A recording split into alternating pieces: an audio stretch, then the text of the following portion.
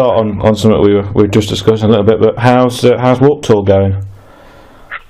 It's been going great. It's a lot of hard work, but we're all working like a well-oiled machine. Everybody's just kicking butt every day, so it's great. The crowds have been some better than others, but we've also been playing in like 113-degree weather, so I don't expect a lot of people to come out and want to like stand in the sun to watch anyone play.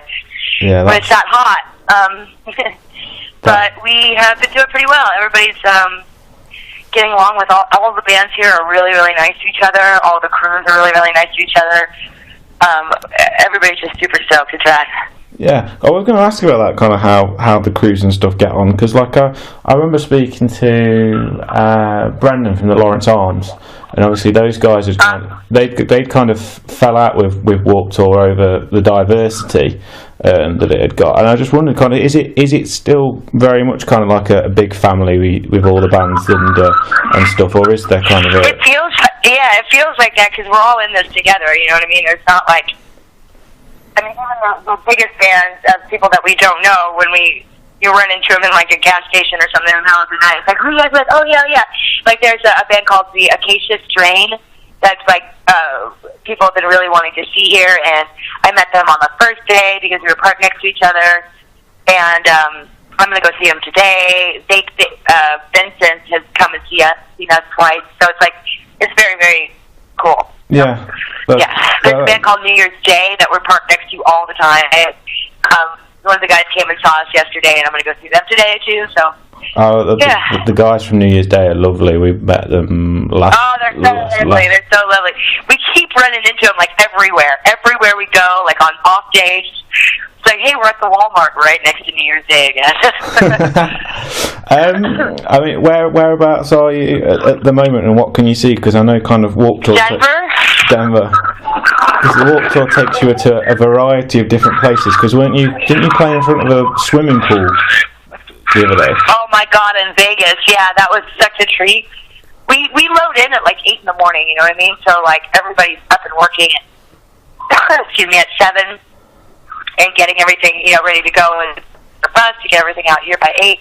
Tents set up for merch and behind the stage for all the gear, and so Vegas was so fun when we loaded in. All of our merch was being sold out of cabanas, poolside, and we were able to just go straight in the pool in the morning, and we were swimming and stuff like all day. So I got to see a bunch of bands from the pool. It was great. That sounds like bliss, being able to just stand in a pool and watch bands play. That sounds. It was amazing, but it was still like 150 degrees. Yeah. So it was like as red as it was. It could kill you. Me and Lynn wore our bathing suits on stage because why not? Yeah. Wait. When you're on Warped Tour, you do what needs to be done. You need to do what you can do, yeah. I mean, with Warped Tour and with the lineup, something I was looking on is there seems to be a real kind of positive message in terms of kind of female-fronted bands that are playing this year with a message. Like you've got you guys, you've got War on Women, which always felt like was something missing when I was picking up like in 2004 when I was picking up the Warped Tour albums. It was always like loads of dude bands, and there was never much. Just a bunch of dude bands. Yeah. But there feels like there's a lot of female representation on the Warped Tour this year. You know what? The whole change in America right now since the election and Donald Trump becoming our president has made women come out in full force and unapologetically making our spot. You know what I mean? Like, you're going to have to involve us. You're going to have to start involving us more and more and more, because the truth is, right now, a band with just 4 dudes in it isn't exciting. You know what I mean? It's been done and done and done and done and done and done and done and done and done and done and done. So anything with like a woman or trans women or trans men or anything like that is going to be more exciting to see. Yeah. Than just the standard, I think. Yeah, because it's like real kind of. I'm just looking through again. Like the female fronted bands are so strong. Like you say yourself, you got New Year's Day, which obviously with Ash, like it's a crazy kind of powerful women lineup this year. It's really nice. It's really nice to see. I mean, what bands have you been? It's great. I have to go back and say that Do you ever watch Saturday Night Live? When I can. We don't get it in the UK. We don't get it in the UK. You don't. Yeah. Well, there was a couple years ago.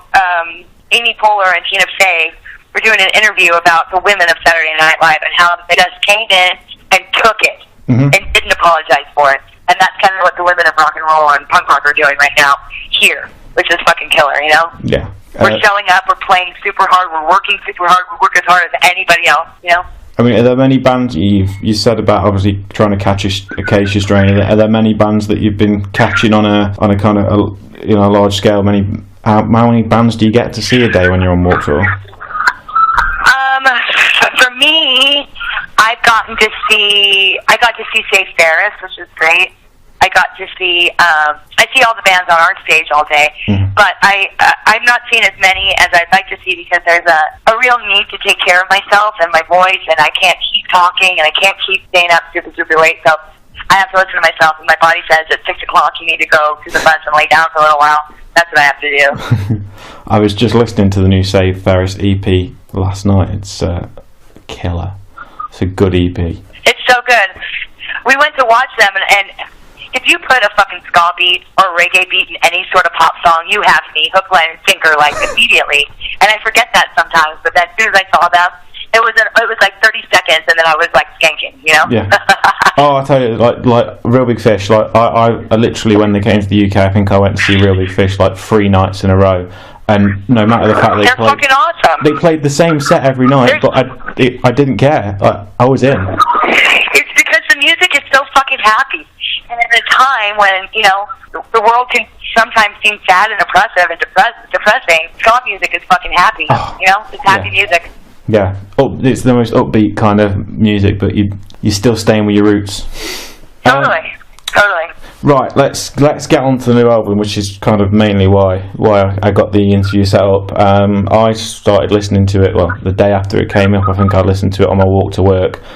It is an astounding album. I've got to say. Thank you so much. It's so killer. Are you happy with how it's been received? I'm happy with the way that it's received, for sure. There's some of our fans that really liked the sweetness of Bad Cop on Not Sorry. I mean, there was still some biting stuff in Not Sorry, but there's a lot of a really emotional stuff that people, some of our fans really clung to. So when this record came out, it was a bunch more angrier and just we're taking a stand on a lot of stuff and talking about stuff that we have only scratched the surface of before, So some people, very, very few, I should say, 1 or 2 people have said, I wish that it was more like Not Sorry, but for the most part, it's so well received. I'm getting calls from people out of the blue saying, oh my God, you're inspiring me, like friends. So, pretty great. And then to get to work with Mike on it the way that we worked on it was just fantastic, Yeah, I mean, one thing to me that it screamed, and with you being on Fat Records, I don't like making the kind of connection to NoFX, but it felt like, kind of like 2002, 2003 era NoFX, where Bush was president, and it was still NoFX, but it was really taking a stand. Like it feels like that. It's got such a kind of such soul to it, but it's still really upbeat and catchy in terms of the sound. Totally. That's something that I've always been a fan of, is that lyrics that are dark or hard, you know what I mean? But with music that's so poppy, you can't help but dance to it. Yeah. You know what I mean? It's so infectious that you have to listen to it, but the lyrics are much darker than the music would lend to, Yeah, I mean, it's a real kind of, it is a weird one, because you can be listening to something like Kids, like that track kind of feels a little bit upbeat, but then you listen to the lyrics, you're like, oh yeah, okay, should I be enjoying this track in the way that I'm enjoying it, because the lyrics are quite brutal about the subject matter. But it's true, that should happen. That song, my neighbor from across the parking lot had this wonderful woman with 3 beautiful girls, and the dad was just a drunk that took it out on his kids. And one night, those kids would come over to my house every day and play with my dog, and I loved them, Yeah. And I heard one night, them screaming, and one girl ran out saying, "Don't touch me," and the dad was on her, and I just was like, "Hey," made it known that I saw it. You know what I mean? And then went inside my house and wrote that song. But then when I brought the song to the band and to Mike and stuff, he was like, the song went like, because he beats his fucking kids, like that. That's how it ended every time. Yeah. And Mike was like, stop saying kids so much. Nothing rhymes with it. And I didn't understand what he meant. And then he gave me a line, and I was like, oh. So I had to redo it all with those lyrics, which are just way smarter than, swearing or, you know what I mean? Yeah. No, it's a really, I mean, the album's full of just really kind of strong tracks. It is, like I say, I've said it's an outstanding album. I mean, there's so many songs that on there that hit such a chord. Like I know, like, and they're wonderful. Like Jenny's songs are just so good. Like the record wouldn't be as cool as it is if her songs didn't come out as rad as they did. So fun. Yeah, I mean, I know there's songs kind of like Retrograde, which are obviously quite personal to yourself. But one thing that obviously, with the way that the sound's put together, is it's quite fast paced. It's quite quick on some songs. So with a personal song such as kind of Retrograde, does it give you time to think about the lyrics, kind of, because it's you can't really dwell on it as much because it's so fast out there, or does it still feel? Is it still quite meaningful when you're playing it live? Every song I've ever written, I feel the exact same way when I'm singing it as I did when I wrote it. Every time.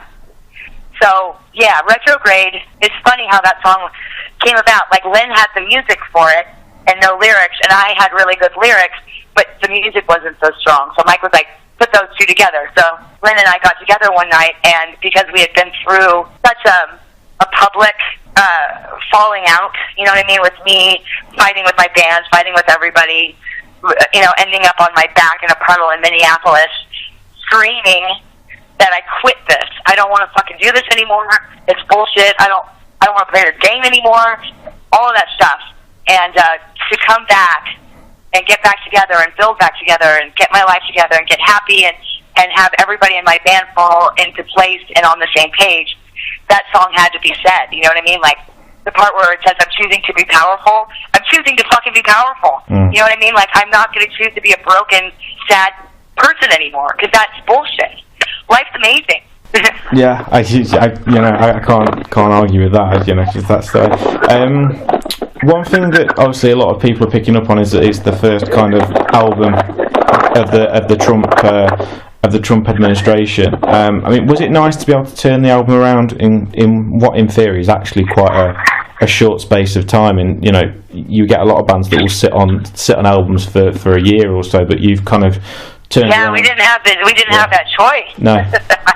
We were on tour for 2 months, and then as soon as we got home, we took a week off and then got immediately into the studio with songs that weren't written. So we had to, our producer had written us from the road and said, in the wake of the election, what are some of the ideas that you guys are thinking about right now? I want to, hear what you guys are thinking. Yeah. And I had written, My Life, My Vagina, My Great Wall of China. And he loved that. And we didn't use that anywhere, but that's kind of like the avenue that we went through, So it's just, we were kind of coaxed to definitely start saying some real shit, and we owned up to it. Yeah. Was it always the plan to get it out that quick? Like, the album, was there always the album was going to come out there, and then it was just a case of, right, let's do it, and it just fell into place? We had to. We were told that we had to have a record turned in by February 1st, and we got off tour on Thanksgiving. So, November 24th or something like that. 25th is when we got home. So to write and record a record in 2 months, that is insane. It was hard. That is insane. Yeah. But they say that sometimes, when you don't have time to really think about it, you just get in and you hammer it out, and you work really, really hard.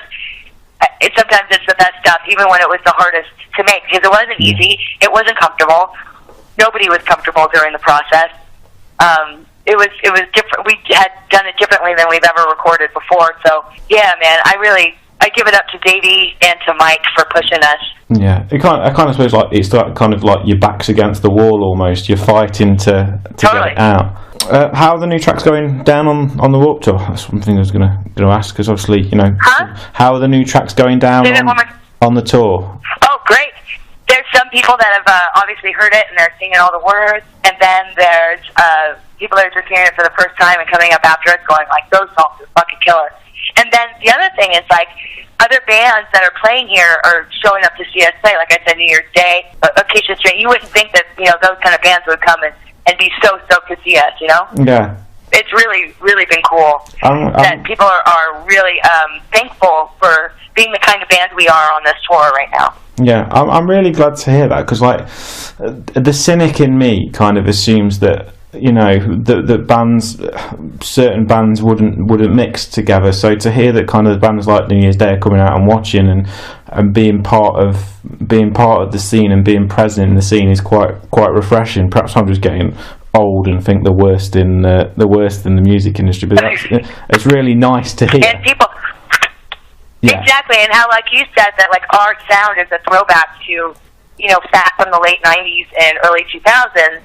I think that everybody here has been inspired by that kind of punk rock music to be the kind of band that they are today. You know, because without like AFI and bands like that, things wouldn't have changed so much from just straight pop punk into what it is today with emo and screamo and all this kind of stuff that's going on here. You know, hardcore, the new stuff. I should say. Yeah, I mean so the roots is what we're doing. We're playing the stuff that's like the roots, you know, to them. So it's really nice that they come and respect it. Yeah, it sounds great. I'll leave it at that. Actually, any plans to come over to the UK? I have to finish on that kind of thing. Oh, we have to.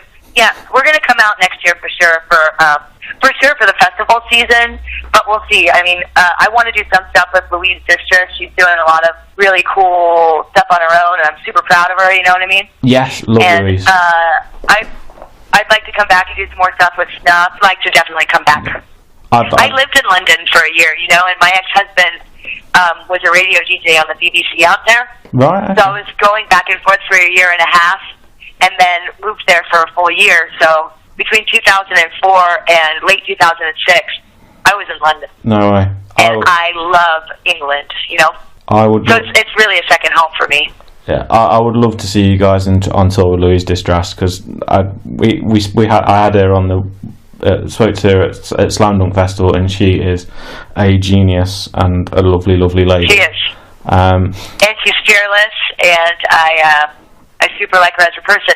And we played an acoustic show together in Los Angeles, and we've stayed in touch ever since. Like every once in a while, she just hits me up to say hi. I hope you're doing well, which I think is so nice, you know. That's so nice. Before I go, I just want to, as I said, I love the album, but as a band, that last track on the album means a lot to me. Weirdly, there's something about it that resonates with me at the moment, because you know I kind of struggle sometimes with the way the world is, and that really kind of hits a chord and actually makes me feel weirdly like there are still people out there, if that makes sense. So thank you for that. It totally does. No problem. Jenny wrote that song about one of her best friends that took his life, and she had a really hard time even talking about him or the song. And anytime we talk about the song and maybe rearranging some of the structure, she'd have to leave, and you know, would leave in tears. So the way that she sang it, the way that Mike got her to sing it, the way that Davey put it back together, it's just brilliant. It's such a brilliant song that evokes so much emotion. So I'm glad that you picked up on that. Yeah, no, thank you. Definitely. I mean, you know, it kind of makes you feel like I forget that I've got friends that are out there, and it kind of says to me, do you know what? Like, don't worry. There's people out there that do care about you, even if you feel like they don't. Right. Thank you for that. I'm so glad that that's helped you. Yeah. Oh my God, Jenny's fucking stoked to hear that. That's right. Thank you very much for my time, for your time even. Yeah.